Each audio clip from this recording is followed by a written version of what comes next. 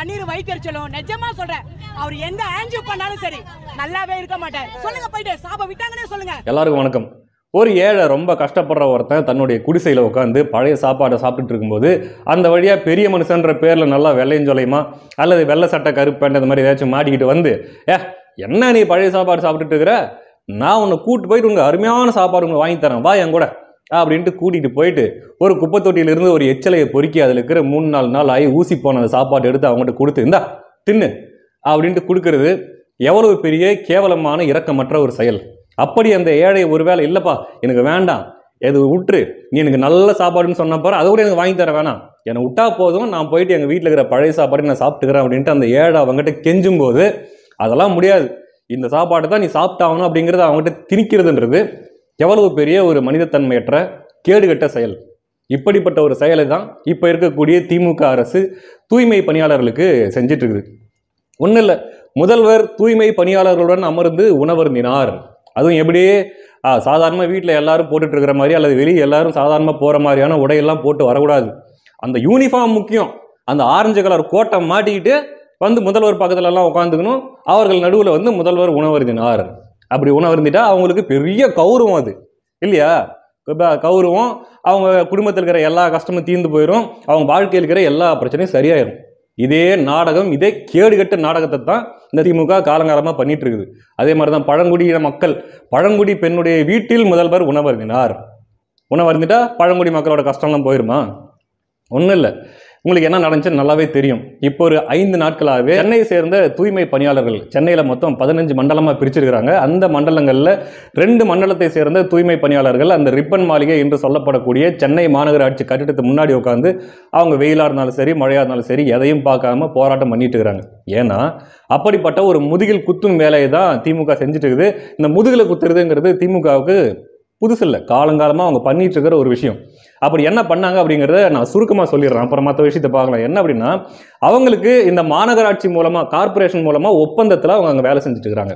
அப்படி வேலை செஞ்சுட்டு இருக்கும்போது இப்போ தான் கொஞ்சம் கொஞ்சமாக பல போராட்டங்களுக்கு அப்புறம் அவங்களுடைய கூலி, அவங்களுடைய சம்பளம்லாம் கொஞ்சம் கொஞ்சமாக உயர்த்தப்பட்டு இப்போ ஓரளவுக்கு பரவாயில்லன்ட்டு இருக்கிறாங்க. இப்படி இருக்கக்கூடிய அந்த சமயத்தில் அவங்க என்ன கேட்டுட்டு இருக்காங்கன்னா, எங்களுக்கு நிரந்தர பணியை கொடுங்க, இந்த கான்ட்ராக்டுங்கிறது வேணாம், எங்களுக்கு ஒரு கவர்மெண்ட் ஜாப் மாதிரி நிரந்தர பணியை எங்களுக்கு கொடுங்க அப்படின்ட்டு அவங்களும் ரொம்ப நாளாக தங்களுடைய கோரிக்கைகளை வச்சுட்டு இருக்கிறாங்க, போராடிட்டு இருக்கிறாங்க. இப்படி இருக்கக்கூடிய இந்த சமயத்தில் ஒரு நாள் அவங்க போகிறாங்க, கார்பரேஷனுக்கு போகிறாங்க, கையெழுத்து போட்டு நம்ம வேலைக்கு போகலாம் அப்படின்னு போகிறாங்க. போகும்போது அங்கே இருக்கக்கூடிய அரசு அதிகாரிகளுக்கு என்ன சொல்லிடுறாங்க அப்படின்னா, யாருங்க கையெழுத்தெல்லாம் போடாதீங்க, உங்களுக்கு வேலை இல்லை, நீங்கள் வெளியே போங்க. அப்படி உங்களுக்கு வேலை வேணும் அப்படின்னா ஒரு தனியார் நிறுவனம் இருக்குது, அதாவது ஆந்திராவை சார்ந்த ராம்கி அப்படிங்கிற ஒரு நிறுவனம். அந்த நிறுவனத்துக்கு போயிட்டு அங்கே போய் கான்ட்ராக்டில் சேர்ந்து அங்கே கையெழுத்து போட்டு அவங்க மூலமாக நீங்கள் கான்ட்ராக்டில் வேலைக்கு போங்க அப்படின்னு சொல்லியிருக்கிறாங்க. இப்போது இவங்க கேட்டுட்டுங்கிறது என்னன்னா, இப்போ இருக்கக்கூடிய இந்த மாநகராட்சி மூலமாகவே எங்களுக்கு ஒப்பந்த அடிப்படையில் வேலையாக இல்லாமல் எங்களுக்கு நிரந்தர அரசு வேலையை எங்களுக்கு கொடுங்கன்னு அவங்க கேட்டுட்டு இருக்கிற இந்த சமயத்தில், இங்கே பாரு, உனக்கு ஒப்பந்த வேலையும் கிடையாது, நிரந்தர வேலையும் கிடையாது, நீ வெளிப்போ, நீ போய் ஒரு பிரைவேட் ஒரு கம்பெனியில் போயிட்டு அவங்க மூலமாக நீ கான்ட்ராக்டில் போய் வேலைக்கு போய் சேரு, இதுக்கு மேலே உனக்கும் கவர்மெண்ட்டுக்கும் எந்த சம்பந்தமும் இல்லை. இப்போ இத்தனை நாள் வரைக்கும் அட்லீஸ்ட் நம்ம ஒரு கார்பரேஷன் மூலமாக நம்ம ஒப்பந்த வேலையாளர்களாக நம்ம வேலை செஞ்சுட்டு இருக்கிறோம். குறைஞ்சபட்சம் அரசாங்கத்துக்கு நமக்கு ஒரு தொடர்பு இருக்குது, இந்த தொடர்பு மூலமாக நம்ம எப்படியாச்சும் போராடி ஒரு நிரந்தர வேலையை நம்ம பெற்றுடலாம் அப்படின்ற ஒரு நம்பிக்கை இத்தனை நாள் அவங்களுக்கு இருந்துச்சு. இப்போ என்னாச்சு, அந்த நம்பிக்கை சுக்குநூறாக உடைக்கப்பட்டது. இனிமேல் அரசுக்கும் ஊழியர்களுக்கும் எந்த சம்பந்தமும் கிடையாது. இப்படிப்பட்ட ஒரு நிலையை தான் தமிழ்நாடு அரசு இப்போ ஏற்படுத்தி வச்சிருக்குது, திமுக அரசு. சரிங்களா?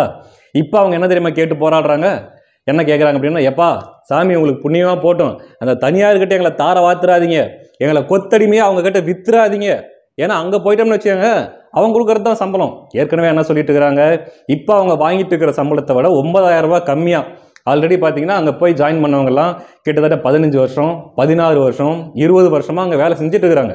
முதல்ல போய் அவங்க சேரும்போது பார்த்தீங்கன்னா அவங்களுக்கு வெறும் 3,000 4,000 5,000 இந்த மாதிரி தான் சம்பளம் கொடுக்கப்பட்டது.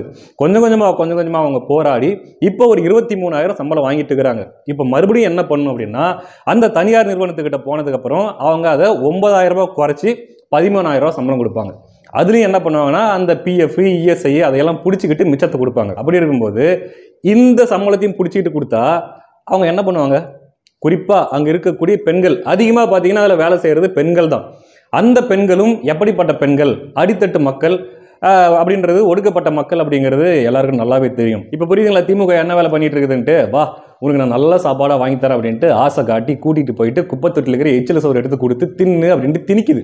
அவங்க கெஞ்சுறாங்க இத்தனைக்கும், எப்பா அந்த பணி நிரந்தரத்தை கூட விட்டுரு பரவாயில்ல, முன்னே எனக்கு கொடுத்துட்டு இருந்த பாரு கார்பரேஷன் மூலமாக ஒப்பந்தத்தில் வேலை, அப்படி கூட போதும் அப்படின்ட்டு அவங்க கெஞ்சிட்டு இருக்கிறாங்க.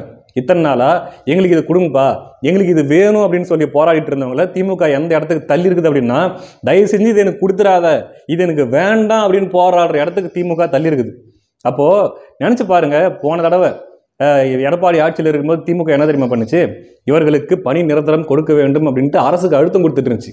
ஐயா ஸ்டாலின் அவர்கள்லாம் கடிதம் எழுதினார். அந்த கடிதத்தெல்லாம் ஒரு ஃப்ளெக்ஸாக அடித்து அங்கே மாட்டி தொங்க விட்டு தான் அவங்க போராட்டம் நடத்திட்டு இருக்கிறாங்க. அந்த கடிதம் எழுதி காவல்துறை ஆணையருக்கு அவர் அனுப்புனார்.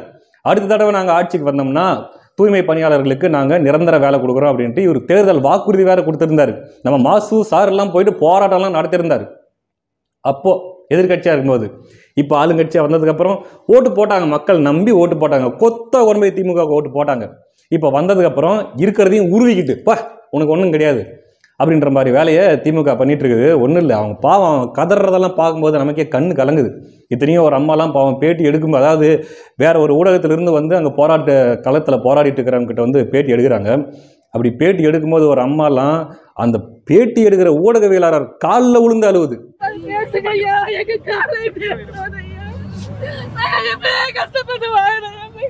எப்பா சாமி எப்படியாச்சும் விட்டுருங்க, எங்களை காப்பாத்துங்க அப்படின்ட்டு காலில் விழுந்து அழுவுது.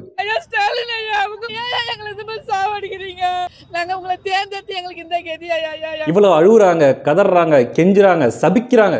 ஐயா ஸ்டாலின் அவர்கள் எல்லாம் டைரக்ட் சாபம். கண்ணீர் வைத்தறிச்சலும் நிஜமா சொல்றேன், அவர் எந்த ஆன்ஜியோ பண்ணாலும் சரி நல்லாவே இருக்க மாட்டார். சொல்லுங்க போயிட்டு சாபம் விட்டாங்கன்னே சொல்லுங்க. நாங்கெல்லாம் திமுக தான், எங்க குடும்பமே திமுக தான், 20 ஓட்டு எங்களுக்கு இருக்குது, ஆனா இந்த தடவை ஒத்த ஓட்டு உங்களுக்கு போட மாட்டோம் அப்படின்ட்டு ஒரு அம்மா சொல்றாங்க.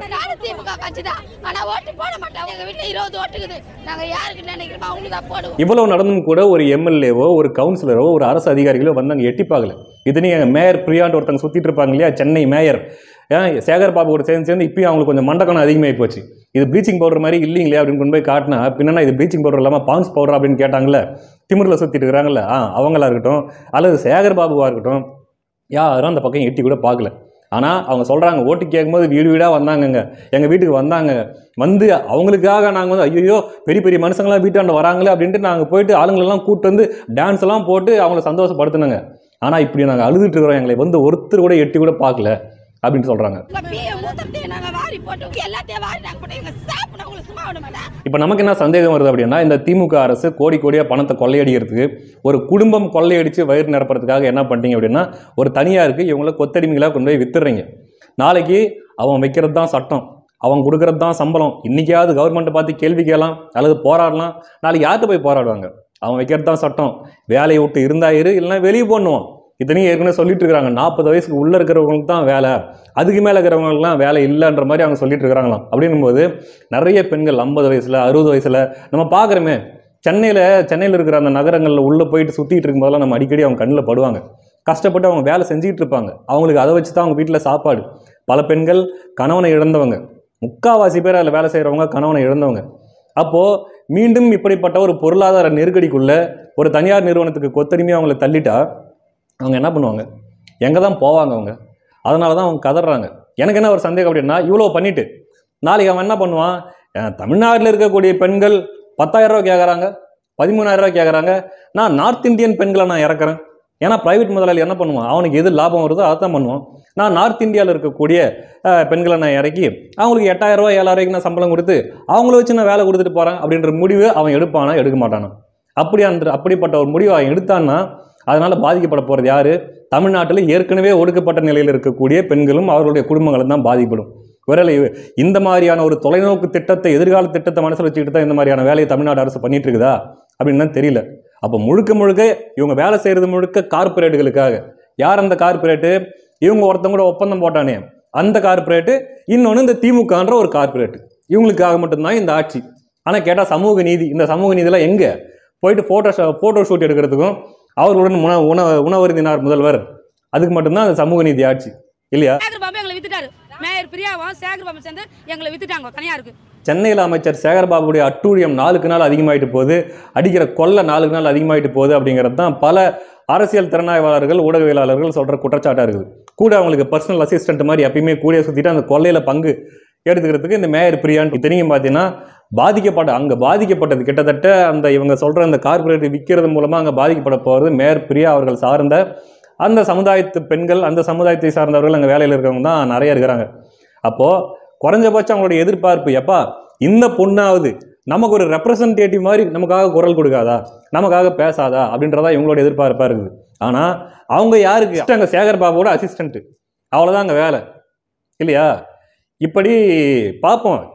சொல்லியிருக்கிறாங்க இந்த தடவை நிச்சயமாக திமுகவுக்கு எங்கள் வாக்கு கிடையாது. ஏன்னா 1000 ரூபா கொடுத்தேன்னு சொல்லிட்டு இருக்கிற உன் 1000 ரூபாய் தூக்கிட்டு போயா, டைரெக்டாக அவங்க சொல்கிறாங்க 1000 ரூபாய் தூக்கிட்டு போ, எனக்கு அது தேவையில்லை, நான் கேட்காதது எதுக்கு என்கிட்ட கொடுக்குற, நான் கேட்கறது எனக்கு கொடு, நான் கேட்கறது எனக்கு கொடுக்காம ஆல்ரெடி எங்கிட்ட இருக்கிறத புடியும் தூக்கி எங்கேயோ கொடுத்துட்டு இப்போ நான் கேட்காத உனக்கு 1000 ரூபாய் கொடுத்தேன், பஸ்ஸில் வந்து நான் உனக்கு ஃப்ரீயாக கொடுத்தேன், நான் கேட்டேன் அவன்ட்டு அதெல்லாம் அப்படின்ட்டு மானங்கிட்ட மூஞ்சிலேயே காரி பொழிச்சுன்னு துப்புறாங்க. ஆனாலும் இந்த மானங்கட்ட சூடு சொரணை இல்லாத திமுகவுக்கு புத்தி வராது. அந்த மக்களுடைய சத்தத்தை காதுகளை போட்டுக்கவே மாட்டாங்க, ஏறெடுத்தும் பார்க்க மாட்டாங்க. அதனால் பயங்கரமான கொதிப்பில் இருக்கிறாங்க. ஒருவேளை இவர்களுடைய கோரிக்கை நிறைவேற்றப்படாவிட்டால் இவர்களுடைய வாக்குகள் நிச்சயமாக திமுகவுக்கு வராது. என்ன ஒன்று, எத்தனை பேர் இருக்கிறாங்க, என்ன ஒரு 1000 பேர் தானே இருக்கிறாங்க, இல்லை ஒரு 1500 பேர் 2000 பேர் இருப்பாங்களா? 2000 ஓட்டு முக்கியமா இல்லை 2000 கோடி முக்கியமா அப்படின்ற மாதிரி தான் திமுக முடிவு எடுக்கும் அப்படின்னு தான் நினைக்கிறோம். அப்படின்போது பெண்களுடைய ஓட்டு போன தடவை அள்ளிட்டு அதை வச்சு தானே ஜெயிச்சாங்க. இந்த தடவை அதே பெண்களுடைய ஓட்டால் தான் அவங்க தோக்க போகிறாங்க. திமுக தோற்பது உறுதி. சொல்லிட்டு இருக்கிறாங்கல்ல, பெண்கள் திமுகவை காக்க வந்த கண்கள் அப்படின்ட்டு. இந்த தடவை அது கிடையாது. போன தடவை வேணா உங்களுடைய அந்த ஏமாற்று பசப்பு வார்த்தைகளை நம்பி பெண்கள் உங்களுக்கு ஓட்டு போட்டாங்க, அதனால பெண்கள் திமுகவின் கண்கள் நீங்கள் சொல்லிட்டு தெரிஞ்சீங்க. ஆனால் இந்த தடவை நிச்சயமாக பெண்கள் திமுகவை சுட்டு வீழ்த்தக்கூடிய கண்களாக தான் இருப்பாங்க அப்படின்ட்டு நினைக்கிறேன். அடுத்த காணொளியில் சந்திக்கலாம். நன்றி.